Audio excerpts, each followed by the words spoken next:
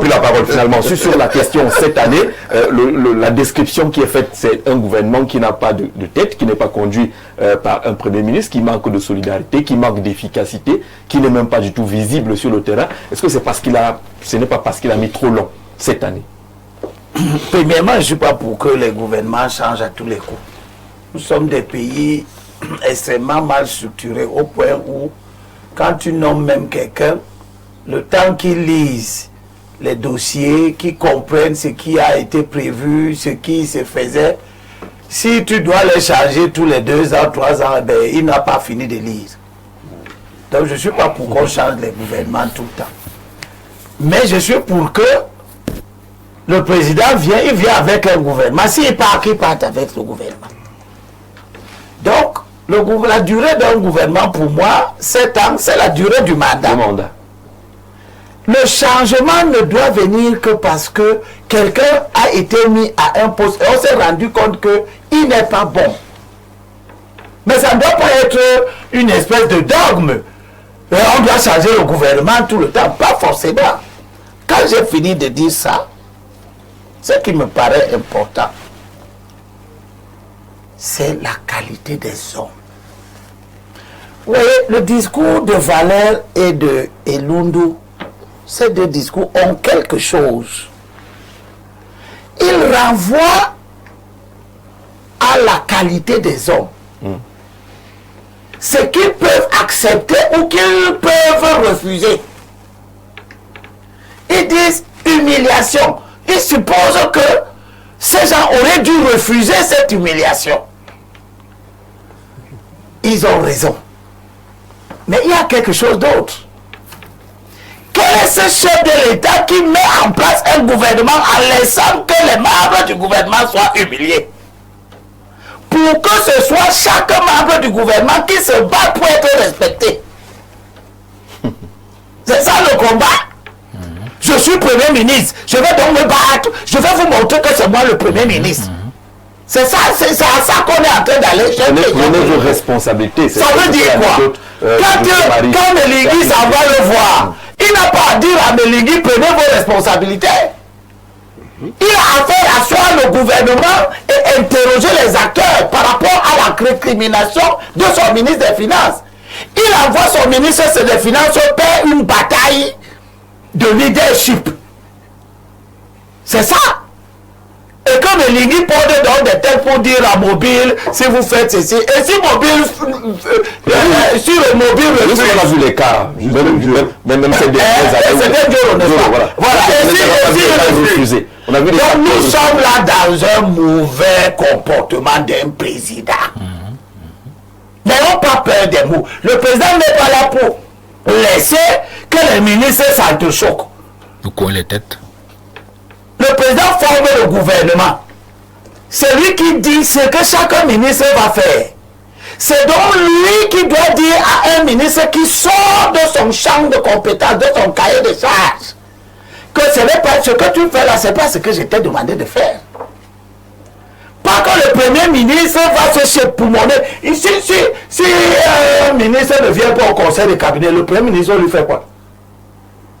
Si un ministre dit que je ne viens pas le dernier jeudi, je ne viens pas, qu'est-ce que le Premier ministre va? Il va l'enlever. Il ne peut pas l'enlever. Les gens ne sont pas au gouvernement par la volonté du Premier ministre. Ce qui est une entorse à la Constitution. Parce que la Constitution dit que on nomme le Premier ministre sur proposition du Premier ministre. Il y a un ministre ici que le Premier ministre a proposé. Nous sommes donc dans une distorsion depuis. Mon problème, c'est que ce n'est pas maintenant. Pourquoi c'est maintenant que les gens font comme s'ils voient ça? On est comme ça depuis 43 ans. Donc, c'est pour dire que moi, ce qui m'intéresse, et Elundu a dit ça, nous sommes quel type d'acteurs? D'abord les citoyens.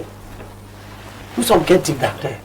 Les maires, moi j'ai un maire à Douala Premier qui ne met pas son personnel à la CNPS. Les gens travaillent à Douala Premier, ils prennent la retraite, ils meurent, ils ne touchent pas la pension. Dans le parti où ce n'est est pris Malapa. Jean-Jacques Lengue Malapa. Voilà. C'est le parti qui investit, non? Et c'est le parti a posé la question un jour de savoir est-ce que vous faites ce qui est prévu par la réglementation? Je l'ai déjà dit ici.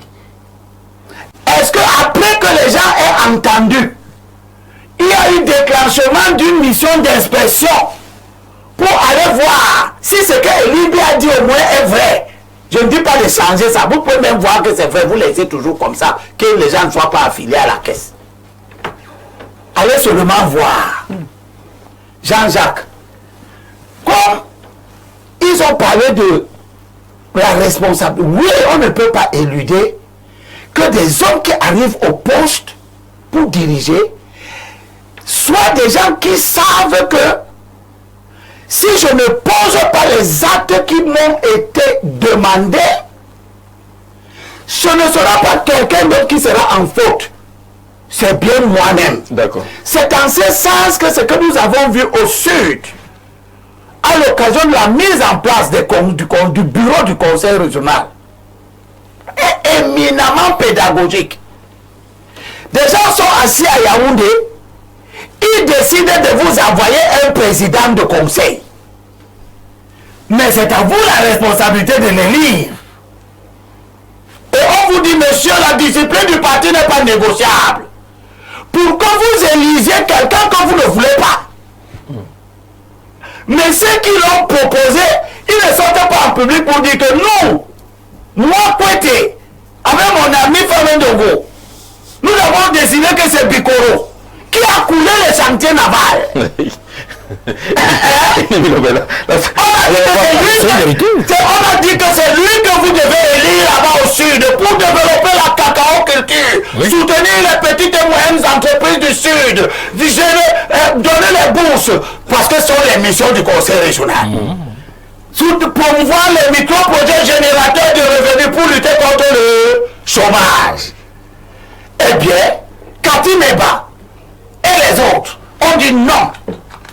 Ils ont pris leur responsabilité. Là, on a compris. Est-ce que vous, à Douala, vous avez pris votre responsabilité en disant que ce président de conseil régional sortant qui vient de faire 5 ans, qui n'a rien fait, qui n'a donné de bourse à personne, il a en 5 ans, il est parti créer le siège de l'hôtel régional derrière le tribunal de grande instance, un édifice sans panache qui ne ressemble à rien, qui n'a rien à voir avec ce que Emma Basile a laissé à la ville de Yaoundé comme hôtel de ville, et qui est à l'honneur et qui satisfait tout le monde.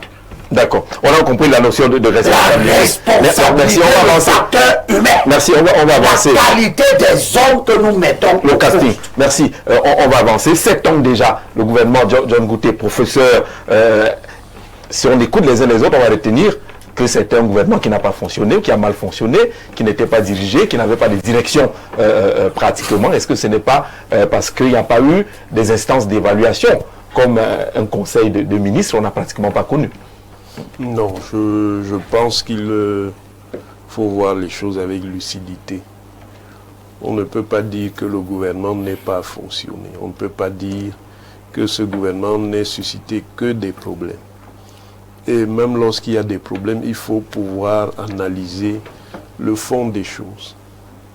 Ce qu'il faut d'abord dire, c'est qu'un système institutionnel est vivant. Et un système institutionnel évolue.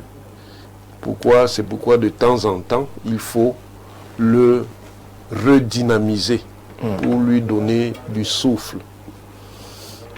De ce point de vue, l'une des difficultés que notre pays a, c'est que il a une nouvelle évolution institutionnelle qui a été fixée normativement, la décentralisation. Mais l'esprit dominant reste le centralisme. Ça crée donc des distorsions parce que nous devons fonctionner dans la nouvelle matrice qui est la décentralisation, mais beaucoup d'acteurs conservent l'esprit du système ancien. Ça, c'est la première chose. Deuxième chose, c'est que plus le temps avance, plus les problèmes se complexifient. Donc, même au niveau central, le président de la République ne peut pas tout gérer. Et d'ailleurs, le président de la République n'a jamais tout géré dans le sens absolu. Voilà pourquoi il y a un appareil, d'abord d'État, qui est implanté pour être fixé dans le pays, à travers l'administration et l'administration déconcentrée. Puis ensuite, maintenant, les administrations décentralisées qui sont arrivées. Voilà pourquoi il y a un appareil gouvernemental. Il y a toujours eu les hautes instructions. Et une partie de ce qu'on dit n'est que de la dramatisation et de la théâtralisation. Depuis les années 60, les hautes instructions sont un élément, pas le seul, pour la conduite du système. Et c'est délégation de signature, pas délégation de pouvoir. C'est délégation de signature. On est d'accord, mais Voilà. dans le fond, laissez-moi délégation avancer. de pouvoir. Non, non, il n'y a pas de délégation de pouvoir. Si vous pensez qu'il y a délégation de pouvoir, vous vous trompez. Personne n'ayant été mandaté ne peut faire le travail du président de la République. Même si le président de la République voulait même vous donner tout lui son demandant pouvoir, de discriminer lui-même les sujets qui doivent être soumis à son attention. Mais attention, Oui. vous voyez un côté, c'est pas comme ça que ça fonctionne. La discrimination ne suffit pas que vous allez décider n'importe comment. Vous devez demander au président de la République. Attention. Celui qui croit que ça veut dire que bon, moi, Vous recevez un dossier et oui, puis vous je fais ce l'expliquez, que je veux, vous il choisissez se trompe celui que vous là. allez donner au président. Il se trompe Bon, ce que tu dis là, c'est le principe. Il n'y a pas un problème. Ou bien c'est réellement Ce ça sont va. les faits. Ce sont les faits. Maintenant, Ce sont les voici faits. ce que tu as dit. La mythologie, parce que c'est de la pure mythologie. La mythologie d'un secrétaire général de la présidence de la République qui serait président de fait, ce sont des histoires. Ça ne veut pas dire que le rôle du secrétaire général dans la coordination n'est pas important. C'est un rôle très important, mais ça tient à la nature du système institutionnel. C'est-à-dire, le système institutionnel marque clairement la prépondérance de l'exécutif présidentiel. Cette prépondérance est politico-institutionnelle, elle aussi politico-administrative. Et c'est le secrétaire général de la présidence qui exprime la prépondérance politico-administrative. Et là, il y a donc le problème qui est dans la structure du système, c'est que pour faire la coordination, il y a deux pôles. Oui. Il y a le pôle présidentiel, à travers le secrétaire général de la présidence de la République, et il y a le pôle du Premier ministre. Et il est tout à fait excessif de dire que le Premier ministre inaugure les chrysanthèmes. Ce n'est pas vrai. C'est ce qu'on a observé. Non, ce n'est pas qu'on a vrai. observé. Ce n'est pas vrai. Il faut être un peu juste. Le Premier ministre reste important, mais dans une sphère précise. La sphère administrative, propre. Maintenant, comme cette sphère administrative touche à son sommet, à la sphère politico-institutionnelle, il faut établir donc un cadre de concertation avec le président de la République qui opère à travers le secrétaire S'il te général. plaît, une Vous seconde. avez parlé longtemps, laissez-moi aussi Là, je vais réagir. Vous allez poser la question après. Laissez-moi aller, je vais réagir. Alors, développeur. Donc, c'est là où il y a quelque chose à resserrer. C'est-à-dire, c'est les mécanismes de concertation et le suivi de la concertation entre les deux pôles. Et comme ça s'est desserré, c'est donc là où il peut y avoir des problèmes. Bon, maintenant, ce gouvernement-là, il a tenu, mais on ne peut pas dire qu'il est tenu sans problème. Les problèmes de conflit, Il y en a eu de beaucoup, compétences, Oui. sont normaux dans toute structure Conflit de compétences, le manque vrai problème, de solidarité gouvernementale. le vrai problème, Oui. c'est les lieux d'arbitrage, ce sont les instances d'arbitrage. C'est donc quand il y a conflit comme ça, et c'est normal, puisque il faut découper les domaines, et il y a toujours des zones de chevauchement. Il faut donc que les instances d'arbitrage interviennent. On peut donc les établir, soit au niveau du Conseil des ministres, soit même au niveau du Conseil de cabinet, qui n'est pas sans importance, comme on le fait croire. Il ne peut évidemment pas avoir la même portée politique qu'un Conseil des ministres, nous sommes d'accord, mais il est très important pour l'animation du gouvernement. Maintenant, quand il y a des conflits, au-delà des instances d'arbitrage, il y a aussi la question de la sanction. Un gouvernement a une hiérarchie. Donc, si quelqu'un, par exemple, est ministre, et qu'il y a un problème avec le Premier ministre, il se rapporte à la hiérarchie supérieure pour dire voici le problème, qu'est-ce qu'on fait? Et on doit donc lui dire voilà ce qu'on fait. Mais il ne peut pas entrer ouvertement en conflit avec l'autorité hiérarchique supérieure et on laisse ça comme ça. D'accord. Monsieur, docteur, donc, quelle est la question? Ce n'est même plus une question parce que tu as parlé. Je veux seulement demander à ceux qui nous ont écoutés s'ils ont compris quelque chose. Bon, comme je suis tellement bête et tellement absurde que je veux dire, tu nous expliques rationnellement un fonctionnement informel. Quel fonctionnement informel? Lequel est informel? La Constitution du Cameroun a défini les rôles. Et où est l'informalité? Laisse-moi parler. Elle a défini les rôles. Voici ce qu'elle dit. Le gouvernement est chargé de la mise en œuvre de la politique de la nation telle que définie par le président de la République. Article 12. Le Premier ministre est le chef du gouvernement et dirige l'action de celui-ci. Il est chargé de l'exécution des lois. Le Premier ministre exerce le pouvoir réglementaire et nomme aux emplois. C'est pas ce que tu as dit. C'est ce que je dis, monsieur. Sous réserve quand je dis que la mise en action gouvernementale, c'est ce que je n'ai écouté. Il ne faut pas te former. C'est ce que tu as dit alors. On veut dire la Constitution. Non, il est juste en train de dire la Tu as Constitution. parlé, je n'ai pas compris où tu mets le secrétaire général et où tu mets le Premier ministre.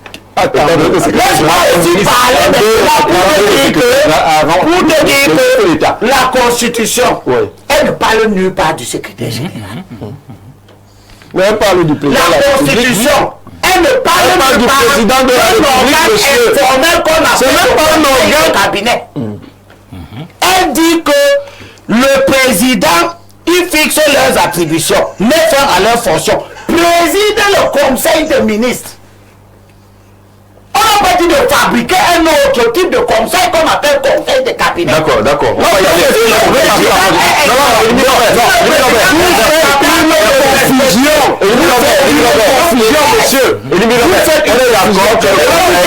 Populisme, la régulation politico-constitutionnelle n'est pas la régulation politico-administrative. Les termes de la régulation politico-administrative, c'est une chose.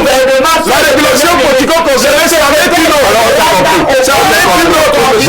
Valère, écoutez, vous lisez mal la Constitution. Oui, c'est la libre. Vous connaissez pas le mécanisme de Vous le connaissez bien. Le résultat que ça a donné, c'est des querelles de gouvernement à n'en plus. Alors on va pas faire la querelle. Avec les décisions du gouvernement. On va donc pas faire la querelle, c'est Libino Robert. C'est Valère Bessala qui a la parole maintenant.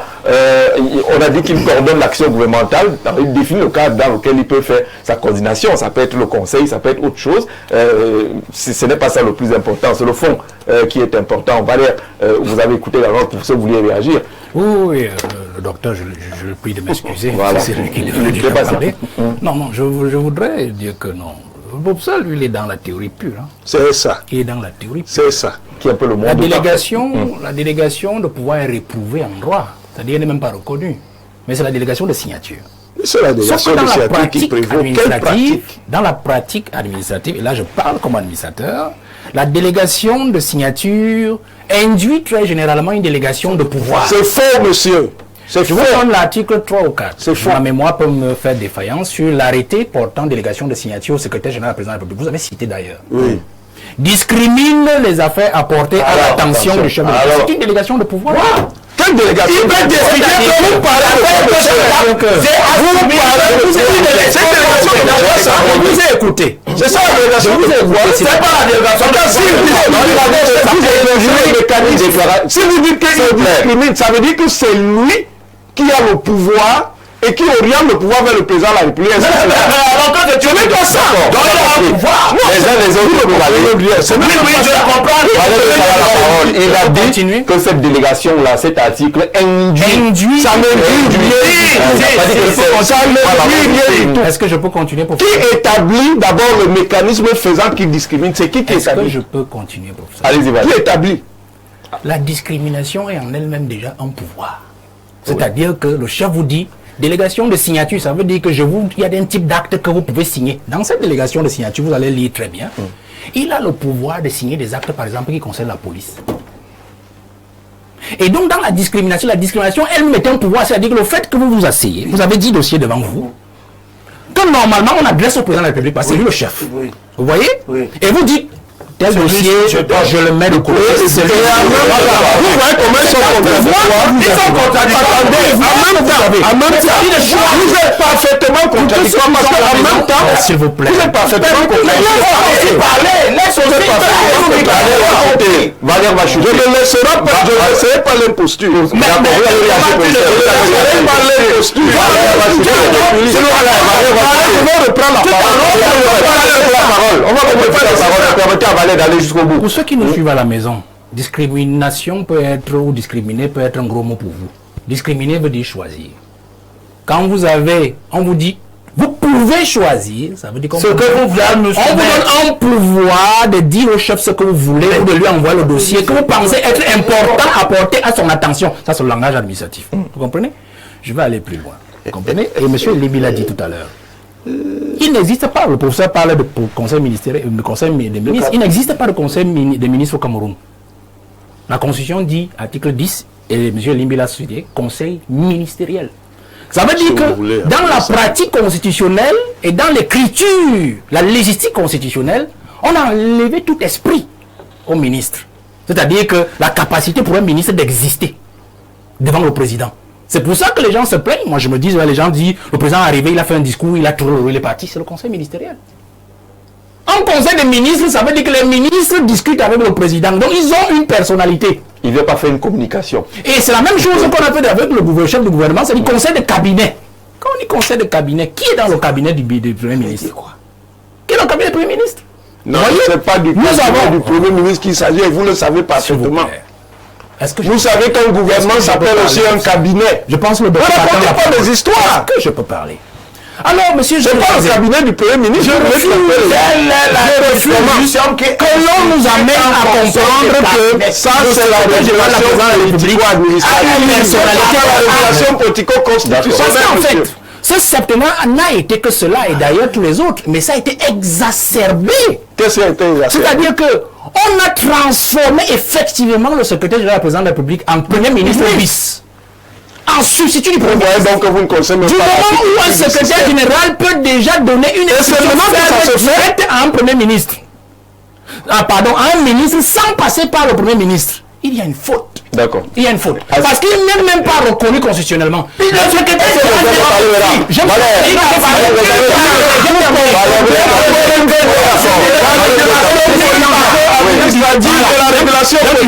Dans la pratique administrative, pour ceux qui font l'administration, je leur dis toujours une chose, c'est que le secrétaire général de la présidence de la République, son alter ego, c'est le secrétaire général d'un ministère. Et que la présidence de la République est un ministère d'abord comme les autres. Que les gens n'oublient jamais cela. C'est-à-dire que le président est cette président de la République. Vous comprenez? Mais il est ministre de la présidence de la République avec pour cheville ouvrière un secrétaire général qui est chargé de la gestion quotidienne de la présidence de la République.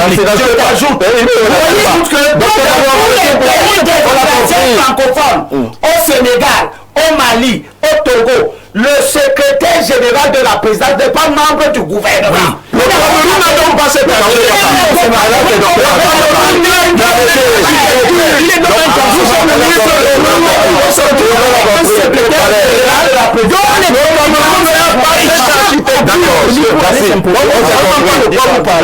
Docteur, sur cette